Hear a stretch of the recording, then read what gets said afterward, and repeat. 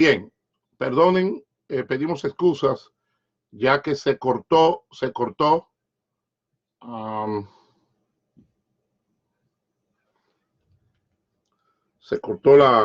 la transmisión. Ya volvemos otra vez, pedimos excusas a los que están conectados. Bendiciones para María Lazo, Francisco Vidó, Suheidi Mejía Tejeda, Shirley Darzán Martínez, Víctor Obregón. Amén. Vamos a arreglarlo de nuevo, ya que esto se cortó, se nos cortó la transmisión, pero volvemos ahí. Ahí está. Ahí está. Perfecto. Bendecimos al pastor Escribano, al pastor Marino Medina Paulino, a Pedro Julio Cuevas Encarnación, Rafael Loyola. Amén. Bendecimos a Ricardo Anthony también, que está conectado. Ahí está. Amén. Vamos a transmitirlo. Y dele share, dele compartir. Compartir. Ahí estamos.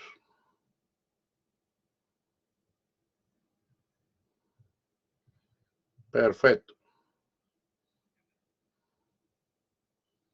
Perfecto, ahí está. Bueno, bien. Tenga su Biblia abierta. Este es un programa bien breve y espero que se esté oyendo bien de todas maneras. Y vamos a ver el episodio de la higuera. Este pasaje de lo que es el episodio de la higuera está conectado con 3 episodios. Y vamos a leer Marcos capítulo 11, versículos 12 al 20. Dice Marcos capítulo 11, versículos 12 al 20. Al día siguiente, cuando salieron de Betania, tuvo hambre y viendo de lejos una higuera que tenía hojas, fue a ver si tal vez hallaba en ella algo. Pero cuando llegó a ella, nada halló sino hojas, pues no era tiempo de higos. Entonces Jesús dijo a la higuera: nunca jamás coma nadie fruto de ti. Y lo oyeron sus discípulos. Ahora pasamos al segundo episodio, que es la purificación del templo, de lo cual no vamos a disertar, pero lo vamos a leer. Capítulo 11, versículo 15, dice: vinieron pues a Jerusalén, y entrando Jesús en el templo, comenzó a echar fuera a los que vendían y compraban en el templo, y volcó las mesas de los cambistas y las sillas de los que vendían palomas. El 16, y no consentía que nadie atravesase el templo llevando utensilio alguno, y les enseñaba diciendo: no está escrito, mi casa será llamada casa de oración para todas las naciones, mas vosotros la habéis hecho cueva de ladrones. Y lo oyeron los escribas y los principales sacerdotes, y buscaban cómo matarle, porque le tenían miedo, por cuanto todo el pueblo estaba admirado de su doctrina. Pero al llegar la noche, Jesús salió de la ciudad. ¿Cuál ciudad? Jerusalén. Salió de la ciudad, explico, salió de la ciudad de Jerusalén, se fue alrededor y se fue con sus discípulos para Betania. Perdón. Episodio 3. La higuera maldecida se seca. El versículo 20 del capítulo 11 dice: y pasando por la mañana, vieron que la higuera se había secado desde las raíces. Señores, primero, vamos a usar el método didáctico. Primero, este es el único milagro que ocurre en la que es las inmediaciones de Jerusalén. Lo repito. Este es el único milagro que ocurre en las inmediaciones de Jerusalén.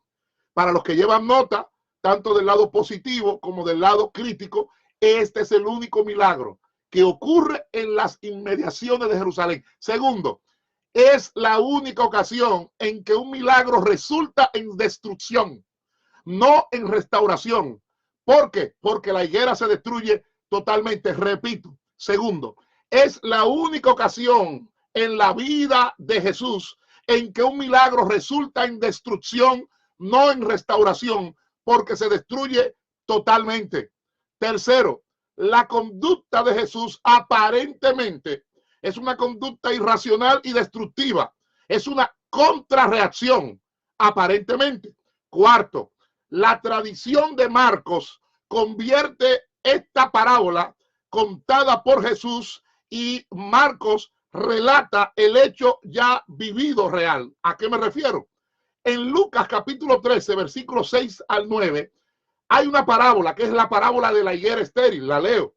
Lucas capítulo 13, versículos 6 al 9.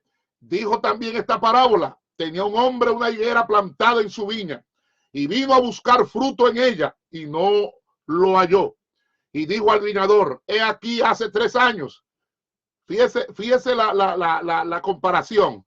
El ministerio de Jesús se dice que duró de 3 a 3 años y medio. Entonces dice, y dijo al viñador: he aquí, hace 3 años que vengo a buscar fruto en esta higuera y no lo hallo. Córtala. ¿Para qué inutiliza también la tierra? Oiga bien, él entonces respondiendo le dijo: Señor, déjala todavía este año hasta que yo cabe alrededor de ella y la abone.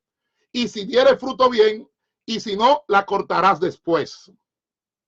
En quinto lugar, a primera vista, hay una sobrereacción de Jesús sobre una higuera fuera de temporada. Repito, en quinto lugar, a primera vista, hay una sobrereacción de Jesús sobre una higuera fuera de temporada. Una de las acciones más extrañas y aparentemente, yo diría, parece como algo insensato. Jesús haber maldecido a esta higuera que aparentemente no es culpable de no dar frutos en una estación o temporada que no era la de higos. En sexto lugar, repito, en sexto lugar, uno de los episodios más desconcertantes, inesperados y sorprendentes que nosotros encontramos en los evangelios es este episodio de la higuera.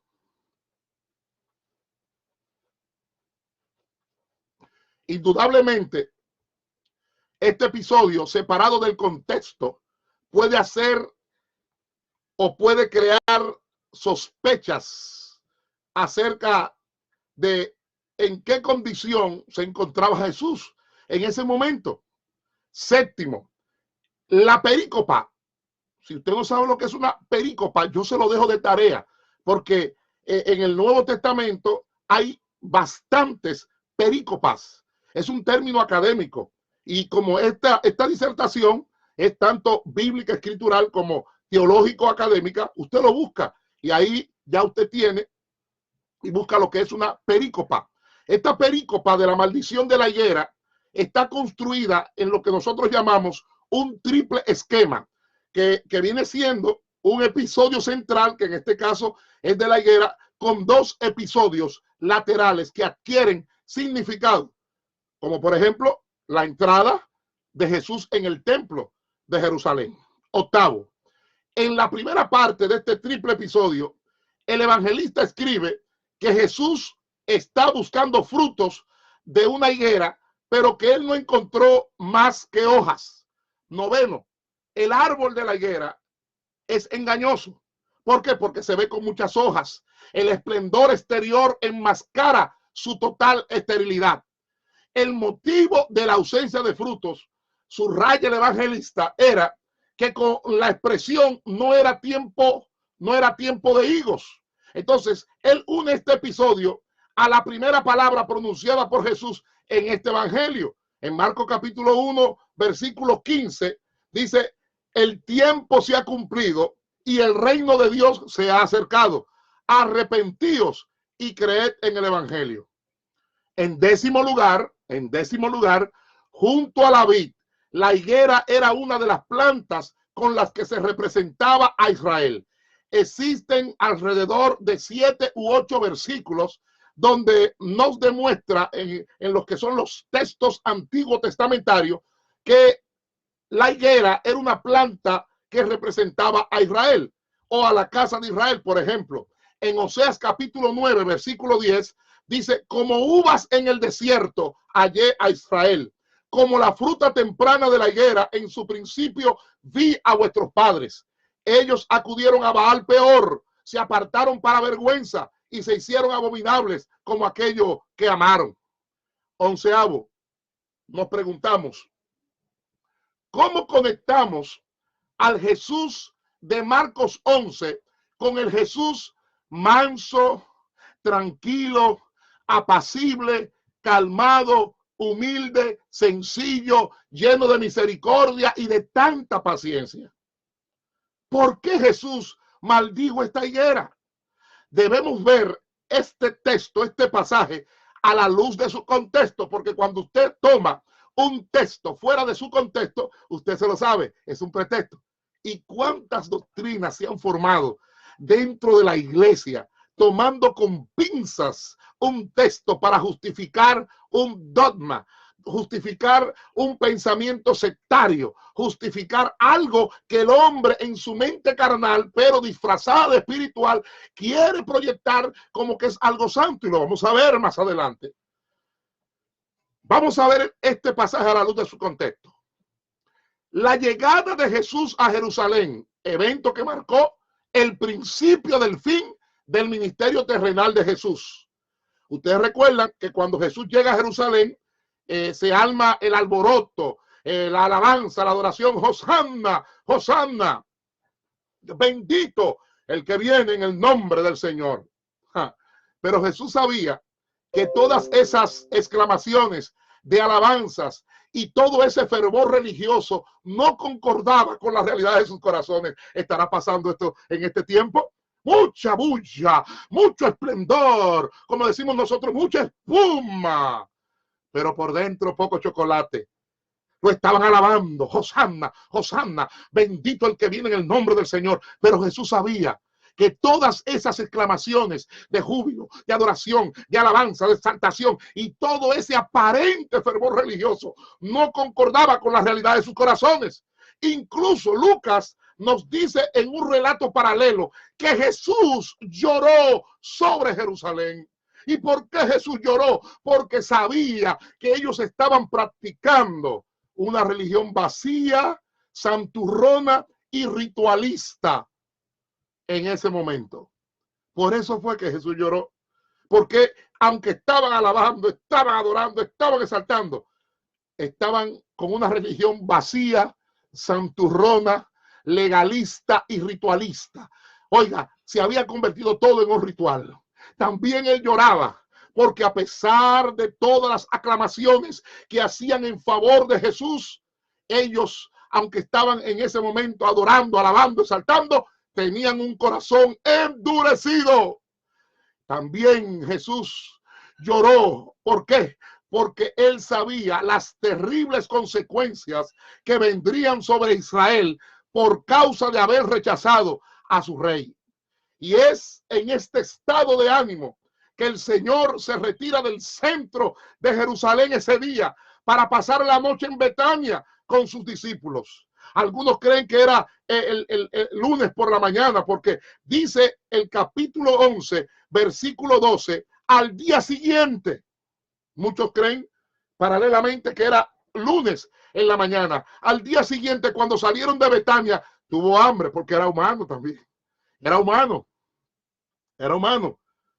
Y no voy a hablar ahora del famoso postulado. Él era 100% Dios y 100% hombre. Eso se lo inventó alguien. Y la gente lo ha repetido como papagayo sin investigar. ¿Quién fue que se inventó eso? 100% Dios y 100%, o sea, que Dios está crucificado. Pero no vamos a hablar de eso. Vamos a hablar de después quién fue que se lo inventó. Porque basta ya de estar repitiendo lo que otro ha dicho por siglos y por años y nadie investiga quién fue que lo ideó, quién fue el ideólogo de ese asunto. Porque ese es otro postulado. Pero ok, Marcos 11, Versículo 12. Al día siguiente, cuando salieron de Betania, tuvo hambre. Y viendo de lejos, dice el versículo 13, y viendo de lejos una higuera que tenía hojas, fue a ver si tal vez hallaba en ella algo. Pero cuando llegó a ella, nada halló sino hojas, pues no era tiempo de higos. Vamos a explicar. Número 12. Los árboles, póngame atención, los árboles de higuera eran muy comunes en la nación de Israel. Eran muy apreciados en la nación de Israel. Sus higos más grandes y maduros se recogen en los meses de octubre, a finales de septiembre y todo el mes de octubre. Pero este incidente que está ocurriendo durante la fiesta de la Pascua. O sea, que ni es final de septiembre, ni es octubre, sino que es el mes de abril. Porque la Pascua, el Passover, el Pesach, que es el pasar por alto, porque eso es, Jesús pasó por alto los tiempos de la ignorancia. El Pesach, el Passover, la Pascua, se celebra en el mes de abril. O sea, que está ocurriendo este episodio. Por eso dice Marcos comenta que no era tiempo de higos. No era tiempo de higos. Ojo, es muy importante saber que para finales de marzo, al inicio de la primavera, ojo con esto, algunas clases de higuera producen lo que se llama unas brevas comestibles, que son unos filones capilares que brotan y la gente lo tomaba y se los comía. Eran extensiones comestibles que brotaban juntamente con las hojas en el tiempo que Jesús fue a buscar de comer. No paría frutos, pero sí tenía lo que se llama las brevas comestibles. Entonces, ¿qué pasa? Que cuando una higuera tiene muchas hojas en ese tiempo, pero no tenía ninguna de esas brevas, oiga bien, filones comestibles, era un indicativo seguro de que esa planta, de que ese árbol iba a ser estéril e infértil durante todo el año. Y Jesús dijo, aquí algo no anda bien, porque cuando una higuera en la primavera está llena de hojas, está frondosa, las hojas están verdes, las hojas están brillosas, pero no tiene frutos, no tiene lo que se llama los retoños iniciales, que son las brevas que dan primero antes que los frutos, y que los judíos acostumbraban durante la Pascua o cercano a la Pascua a comérsela. Es un claro indicativo de que esa planta está enferma. Es un claro indicativo de que esa planta se está secando por dentro, aunque aparentemente está frondosa, está sana, está robusta, está poderosa, está ungida. Y aunque por fuera parezca todo esto que está bien, la higuera estaba llena de hojas. Este árbol prometía mucho, pero no tenía nada que ofrecer. Este árbol prometía demasiado, pero en el fondo, como dicen por ahí, un refrán, era cuchiplú manumá. Cuchiplú nada más. O sea, todo el mundo esperaba que por lo menos el árbol tuviera las brevas. Las fachadas se veían muy bien. La apariencia, la apariencia se veía tremendo, súper poderosa esa planta, pero era completamente estéril. Entonces, ¿qué pasa? Que Jesús toma la higuera como una imagen profética de lo que iba a suceder con la nación de Israel. Lo repito, Jesús toma la higuera como una imagen profética de lo que iba a suceder con la nación de Israel. Y esto, cuando usted analiza la Tanat, cuando usted analiza el Antiguo Testamento, era algo muy usual que los profetas del Antiguo Testamento usaran asuntos visuales de la naturaleza para transmitir sus enseñanzas proféticas. Y el Señor Jesús, Yeshua HaMashiach, está usando la higuera como un poema simbólico, de una forma simbólica, para referirse a la nación de Israel, porque esta era una figura que los judíos conocían muy bien. En el Antiguo Testamento, cuando usted lo estudia, una higuera fructífera era un símbolo de bendición de Dios, pero una higuera estéril era un símbolo de juicio y condenación. Por eso en Jeremías capítulo 8, versículo 13 dice: los cortaré del todo, dice Jehová, no quedarán uvas en la vid ni higos en la higuera, y se caerá la hoja, y lo que les he dado pasará de ellos. Dios, el Eterno, Hashem, Adonai Elohim, había establecido con Israel un pacto. Si el pueblo hubiese practicado sus enseñanzas, él lo habría protegido. Si los hebreos, con su vida refulgente de justicia y santidad, habrían debido hacer ver a los pueblos colindantes, que ellos le llamaban gentiles, que el Dios de Israel era el verdadero Dios, conforme a Deuteronomio capítulo 6 y capítulo 7. Pero ¿qué pasó? Tenga algo muy pendiente. La salvación no vino para Israel solo. La salvación no vino para Israel solo. Israel iba a ser la punta de lanza para la salvación de las naciones gentiles. Por eso desde Abraham, oiga bien, desde Abraham, el Eterno le dijo: en ti serán benditas todas las naciones de la tierra. Tenga pendiente que tanto los judíos como los árabes son descendientes de Abraham. Tanto los judíos como los árabes, los palestinos, están metidos en el paquete de la promesa. Pero ese es otro tema. ¿Qué pasó? Que la infidelidad de Israel había hecho que, si Israel era igual a las naciones paganas en cuanto a la opresión y violencia, su posición iba a ser más grave, puesto que la injusticia se ejercía en el nombre del verdadero Dios. Entonces Jesús vino para pedir cuenta del fruto de esta alianza, y encuentra que Israel se ha convertido en un lupanar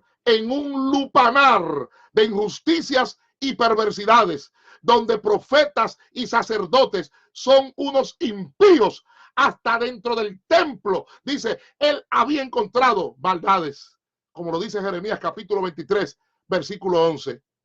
En el tiempo que se le había dado, no había dado frutos, haciendo vanos todos los cuidados del Señor para con su pueblo, como constataron amargamente los profetas.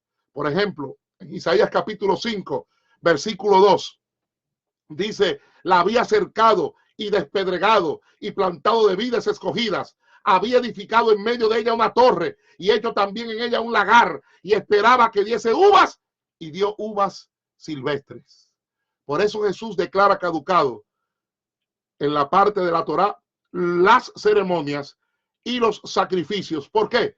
Porque la higuera sin frutos es aquella que ya es inútil.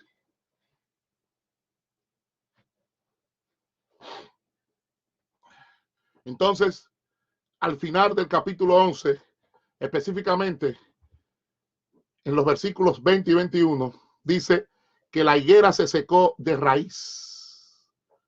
O sea, que la higuera se secó de raíz. Pero si usted nota el pasaje completo, el evangelista inserta dentro de este relato la irrupción de Jesús en el templo. Y el episodio es conocido como la expulsión de los mercaderes del templo. Note usted, aunque no voy a hablar de eso ahora, que Jesús no expulsa solamente a los vendedores, sino que junto con los vendedores expulsa también a los compradores. Por eso dice que se puso a echar a los que vendían y compraban allí. La acción de Jesús, ojo con esto, no tenía el propósito de purificar el templo. Lo voy a repetir. La acción de Jesús no tenía el propósito de purificar el templo, sino de abolir ese culto aparente, santurrón, legalista, vacío. Por eso él se lanza contra este sacro mercado e impide el paso de los utensilios necesarios para ese culto, que aparentaba ser un culto santo, pero en el fondo era un culto religioso, santurrón y pagano. Por eso Jesús los priva de las ofrendas, golpea en su fuente la vitalidad del templo, que como la higuera sin vida, sin linfa vital, se seca de raíz. Es la figura de la higuera estéril que el evangelista representa también, no solo con Israel, sino también con el templo. Es el símbolo de la institución religiosa que con todo su esplendor, su lujo, su belleza, sus adornos, sus palacios sagrados, sus sagradas ceremonias, sus sagrados adornos, sus sagradas vajillas, esconde en el fondo y detrás de sí la ausencia total de Dios. La apariencia engaña. Este pueblo de labios me honra, me adora, buena música, buena adoración, pero su corazón está lejos de mí. ¿Estará pasando esto, me pregunto, en el día de hoy? Me pregunto, no lo sé. No lo sé, usted lo sabe, no sé. Porque la gente se lleva, ya no hemos convertido de seres espirituales en seres sensitivos. No es lo que el espíritu percibe, sino lo que los ojos y los sentidos sienten. En este lugar, en el templo, donde todo es demasiado santo, ya no hay lugar para el único santo. Sí, el lugar santo que estaba supuesto a proyectar lo santo y es demasiado santo, según los saduceos y los fariseos, ya no hay lugar para el único santo. De él, en verdad, no se siente gran nostalgia en cuanto que esté bien reemplazado por la presencia de su más concreto rival, Mamón. Mamón, el dios lucro, que de eso hablaremos en otro tema. Por eso Jesús denuncia que el templo, llamado a ser la casa de oración para todas las naciones, para todos los pueblos, para todos los gentiles, no solo para los judíos, se haya transformado en realidad en una cueva de ladrones. No voy a explicar lo que es cueva de ladrones, pero tenga pendiente que esta expresión existió un profeta que también le expresó, porque alrededor de Jerusalén en ese tiempo existían, según algunos antropólogos e historiadores, más de 40 cuevas donde los ladrones robaban y escondían las mercancías en esas cuevas. Por eso esa expresión de cueva de ladrones que aparece en Jeremías capítulo 7 versículo 11, donde dice: es cueva de ladrones delante de vuestros ojos esta casa sobre la cual es invocado mi nombre. He aquí que también yo lo veo, dice Jehová. Y el versículo 13 y 14 del capítulo 7 de Jeremías nos dice: ahora pues, por cuanto vosotros habéis hecho todas estas obras, dice Jehová, y aunque os hablé desde temprano y sin cesar, no oísteis, y os llamé y no respondisteis, haré también a esta casa sobre la cual es invocado mi nombre, en la que vosotros confiáis, y a este lugar que di a vosotros y a vuestros padres, como hice asilo. Las autoridades religiosas de aquel tiempo habían transformado el lugar santo en una cueva. Oiga esto, en una cueva de la que no tienen ni siquiera necesidad de salir para ir a esconder, para ir a depredar a sus víctimas. No tenían que salir a depredar a sus víctimas. ¿Por qué? Porque la gente acude allí voluntariamente, creyendo que para ellos es un bien exhibir o presentar o disfrutar de la gloria de Dios. Pero realmente están haciendo un culto que de frente se ve una cosa, pero en el fondo hay otra cosa. Te pregunto, ¿estarás tú hoy como la higuera?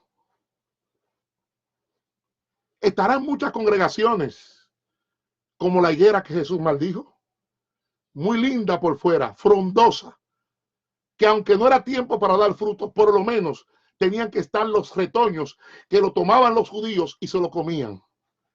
Porque la higuera para el mes de abril, la Pascua, no daba frutos, pero daba retoños, daba brevas. Y luego, para finales de septiembre y octubre, tenía frutos. Jesús la maldijo la higuera. Pero déjame decirte que cuando Jesús ve la higuera, él también se acordó. ¿Sabe de qué? De la higuera del Edén. Se acordó que cuando en el principio era el verbo y el verbo era con Dios y el verbo era Dios, o como usted quiera llamarle, en el principio era la palabra. Allí cuando Adán y Eva pecaron, en aquel episodio pintoresco, ahí estaba él. ¿Y de qué se cubrió?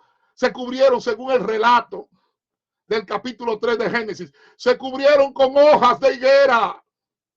No vamos a entrar ahora en dónde, con qué hilo fue que la cosieron, ni con qué aguja fue que la cosieron, porque esos son otros temas y preguntas que nadie se atreve a contestar. Porque dice que cosieron, oiga, entienda la palabra, oiga, tenga entendimiento. No es posible que para ese tiempo existiera el hilo y la aguja. Cosieron.